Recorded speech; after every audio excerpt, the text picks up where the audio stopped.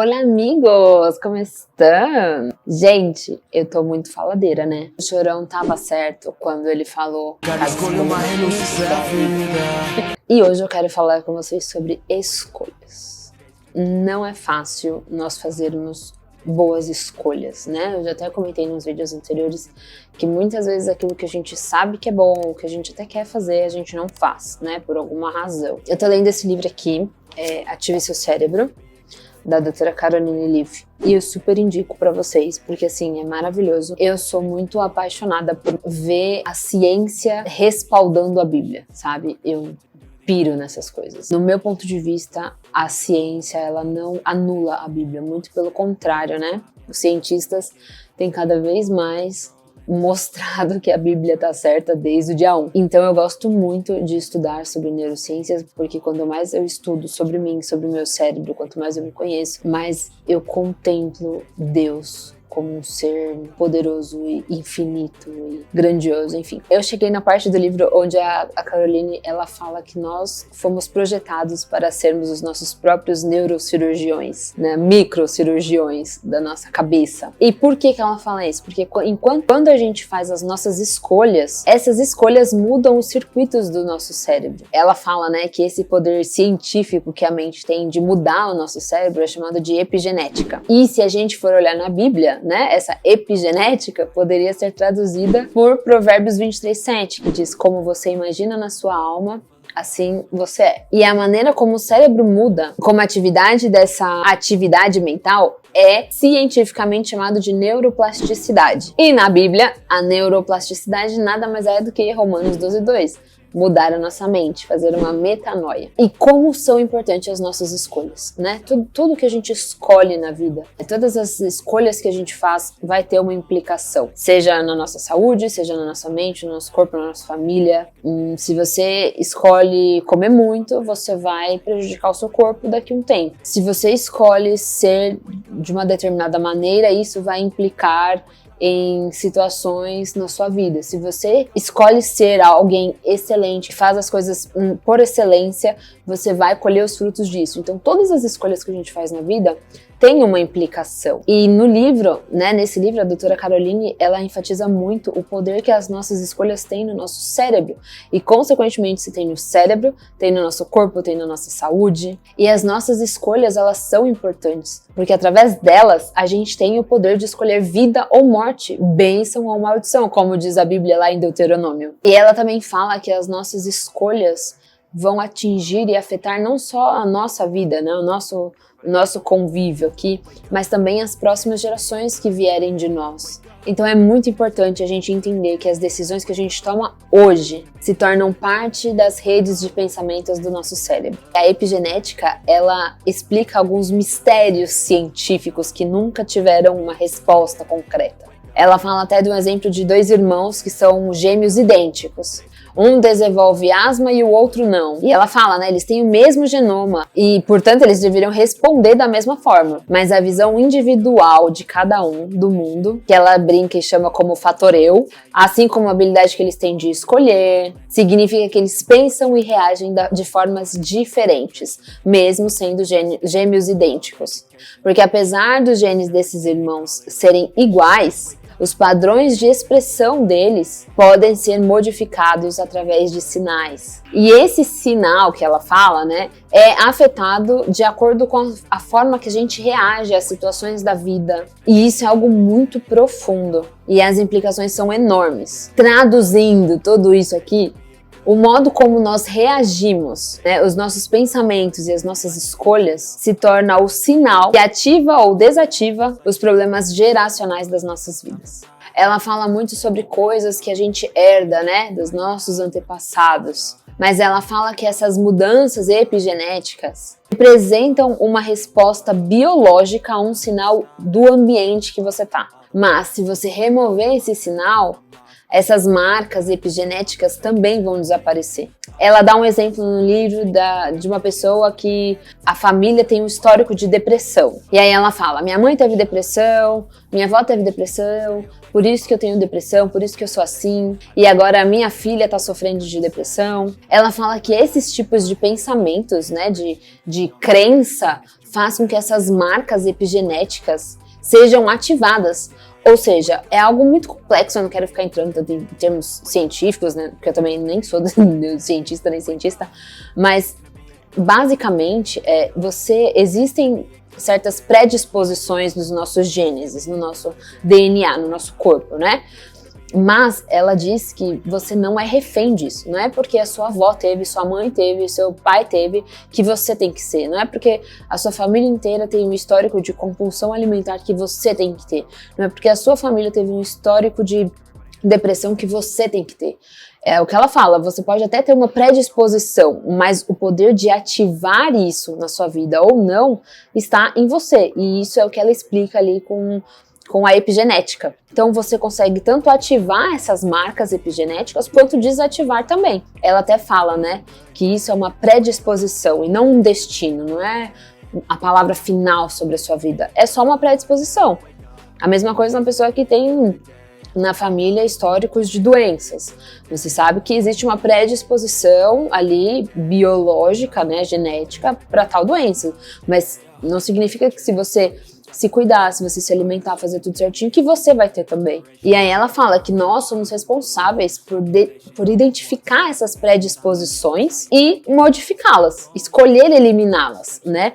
Ou escolher ativá-las. Ela também fala que nós somos responsáveis pelas nossas escolhas. O grande ponto aqui que ela fala muito é você ver, né? Você identificou uma predisposição da sua família. Você aceita aquilo, você vive naquilo. Mas a partir do momento que você decide não mudar nisso, e aí é onde ela fala também, você se apropriar de tudo aquilo que Cristo fez por nós na cruz. Deus nos deu uma nova vida através de Jesus, Deus nos libertou do pecado, Deus nos deu o poder de dominar tudo através de Jesus Cristo. Então se a gente se apropria disso e se a gente decide não ativar essas predisposições, essas marcas epigenéticas, nós não viveremos aquilo. Principalmente se nós nos apropriarmos mesmo da obra de Cristo na cruz. Ela também fala que à medida que a gente vai se alimentando da palavra de Deus, tendo uma visão e atitudes mais positivas, né, com relação à vida, com relação a Deus, com relação mesmo a tudo, até mesmo em situações ruins, ela fala que tudo isso pode mudar a nossa expressão genética. Eu li essa frase e essa frase me marcou muito. Apenas a sua própria mente pode eliminar aquilo que ela mesma criou.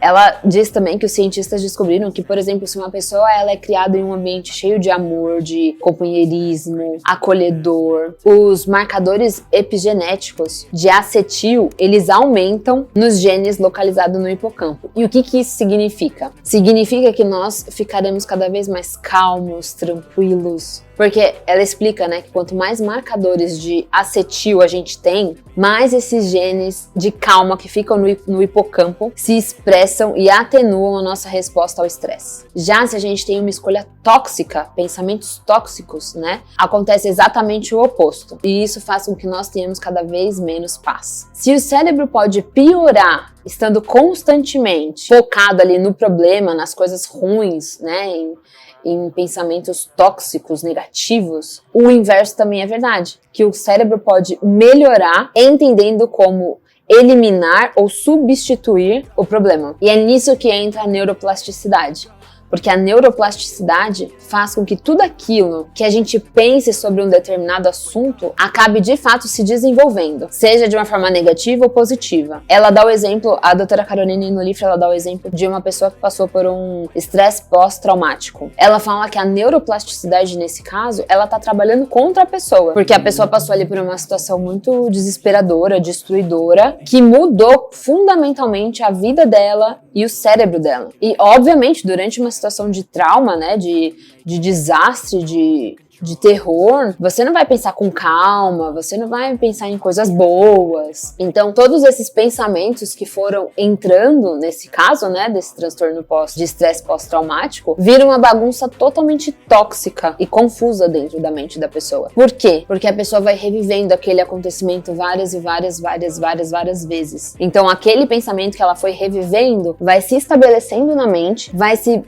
criando cada vez mais profundidade, vai cada vez se aprofundando mais na mente daquela pessoa e perturbando o funcionamento normal do cérebro, como nós de fato fomos criados para ser. Tem pensamentos bons, amáveis, agradáveis, de paz, de alegria. Então, ter esses flashbacks, né, ficar revivendo aquela memória ruim todos os dias por muito tempo, fortalece esse circuito, deixando ele muito pior e cada vez mais enfraquecendo aquelas coisas boas. Então, o grande ponto aqui é a gente aplicar a neuroplasticidade do nosso cérebro da forma correta, que é como diz lá em Filipenses 4:8. Tudo que é verdadeiro, tudo que é respeitável, tudo que é justo, tudo que é puro, tudo que é amável, tudo que é de boa fama. E se tem alguma virtude, e se existe algum louvor nisso, é isso que deve ocupar o nosso pensamento. Pensa só, a Bíblia escrita há quantos milhares de anos atrás, e ela é tão atual que agora até a ciência, né, a epigenética, a neurociência, confirmando isso, que de fato você precisa mesmo encher os seus pensamentos com essas coisas. Então, nós precisamos conscientemente escolher, e de preferência sobre a direção e a ótica do Espírito Santo, trazer aquela memória que a gente tem de alguma coisa, trazer ela para o campo da consciência mesmo, que é onde ela se torna plástica o suficiente para ser mudada. Então, quando você decide substituir aquele seu pensamento, aquelas suas memórias, aquelas suas lembranças ruins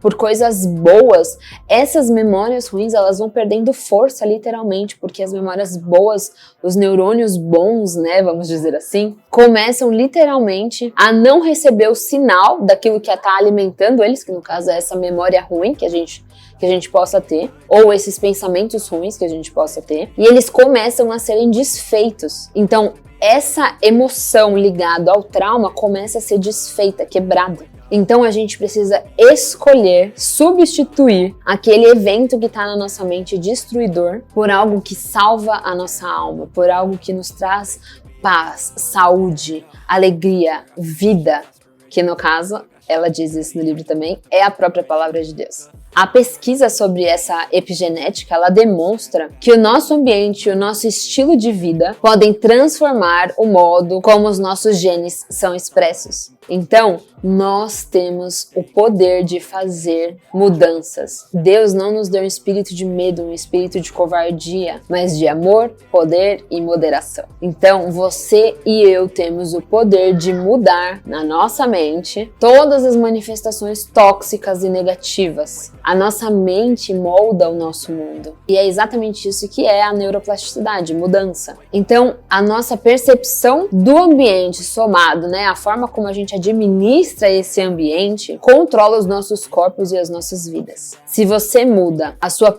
percepção das coisas, você também muda a sua biologia. Ela até comenta sobre, hoje em dia existem muitas palavras motivacionais, né? Existem muitas pessoas com palavras motivacionais, mas nenhuma palavra motivacional ela é poderosa como a Bíblia, como Deus, que criou todas as coisas, que criou essa doideira de epigenética, de neuroplasticidade, de neurociência. Deus é poderoso e Ele criou também ferramentas para a gente mudar a nossa mente, mudar o nosso corpo, mudar a nossa vida. Mas também é necessário que a gente utilize essas ferramentas com o próprio Deus. Porque se a gente só fica se alimentando de palavras de autoconhecimento, de autoajuda, elas talvez não sejam tão poderosas e tão profundas a ponto de mudar completamente as nossas vidas como o próprio Deus. E eu não sou contra, né? Tipo, palavras motivacionais, autoajuda. Eu acho que isso é mais uma das ferramentas. Mas as palavras de autoajuda, as palavras motivacionais, pelo menos pra mim, elas não surtem tanto um efeito mais profundo, que realmente vai mudar. Elas ensinam, elas me ajudam a ter insights. Então, olha, isso aqui é verdade, isso aqui eu posso fazer. Mas elas não mudam a minha vida de forma profunda, de forma completa, sabe? E é isso que ela traz no livro, que quando a gente usa toda essa capacidade que Deus nos deu através da epigenética e da neuroplasticidade, com o auxílio de Deus e da palavra dele, nós temos mudanças inacreditáveis nas nossas vidas, sabe? Ela inclusive fala que existem pesquisas que mostram que tem um lado negativo nas autoafirmações, nas autodeclarações, nas aquelas afirmações positivas que as pessoas ficam fazendo, que mostraram que indivíduos com baixa autoestima se sentiram piores depois de repetir essas autodeclarações positivas, né? E eu acredito que é exatamente por isso, porque essas palavras positivas, essas autodeclarações, elas são boas para te dar insights, mas elas não vão mudar a sua vida, elas não vão mudar a sua mente, porque se realmente mudasse, né, todo mundo que eu via tava com saúde, tava rico, tava bem, tava em paz, e esse não é o caso. Então a grande lição que eu tirei disso, e que eu quis gravar esse vídeo para vocês também, é que as nossas escolhas, elas são reais. Nós somos livres para fazer escolhas de como a gente vai concentrar a nossa atenção, e isso afeta como essas substâncias e essas estruturas do nosso cérebro mudam e funcionam. Então, todos os dias, todos os minutos, todos os segundos das nossas vidas, a gente pode escolher quem a gente quer ser. E nesse processo, a forma mais segura e mais garantida de mudança é se nós fizermos a palavra de Deus como a nossa moldura superior, inferior e fundacional. As pesquisas, elas mostram que não existe uma forma mais efetiva de produzir mudanças específicas e localizadas no cérebro do que a intervenção mental ou comportamental que você tem armazenado de memórias, de situações, de crenças, de valores na sua mente e como a sua vida tem sido levada por isso. Saiba que Deus te criou de forma livre, Deus te criou com esse poder e com essa autoridade, até mesmo cientificamente falando, não só biblicamente, mas cientificamente falando, de você mudar a sua mente, mudar o seu corpo, mudar a sua vida, né? E como a Bíblia diz, vocês têm o poder de escolher vida ou morte, bênção ou maldição. Então, eu quero escolher vida, eu quero escolher bênção. E eu quero que você escolha a vida, eu quero que você escolha a bênção também. Está nas nossas mãos. E cada escolha é uma renúncia. Se você escolhe a bênção, você vai renunciar às maldições. Se você escolhe a vida, você vai renunciar à morte. Isso é muito poderoso. E eu espero muito, muito, muito que esse vídeo tenha feito assim com o seu cérebro, da mesma forma que fez com o meu. E eu super recomendo esse livro, Ative o Seu Cérebro, da doutora Caroline Leaf. Ela une assim de forma incrível a neurociência e a Bíblia. É uma explosão assim, sabe? De informação. É muito, muito, muito bom. E existem muitos outros conteúdos. Ela dá o plano aqui de 21 dias para você desintoxicar seu cérebro. Se vocês gostarem, se vocês quiserem, eu posso trazer esse conteúdo aqui também pra gente fazer junto esse plano de 21 dias, que eu creio que vai ser muito bom. De qualquer forma, eu vou fazer, mas se vocês quiserem, eu trago aqui pra vocês também. Então deixa aqui abaixo se você gostou, se você quer que eu traga mais desse tipo de conteúdo, deixa o seu like, porque isso me mostra que vocês estão gostando e que de alguma forma eu tô fazendo a diferença na vida de vocês. E é isso, até o próximo vídeo. Escolham a vida, escolham a bênção de Deus, tá bom? Um beijo, fiquem com Deus e até o próximo vídeo. Tchau! Today's gonna be a good day. Wake up. Today's gonna be a good day. Wake up. Today's gonna be a good day. Wake up. Today's gonna be a good day. Wake up. Today's gonna be a good day. Wake up. Today's gonna be a good day.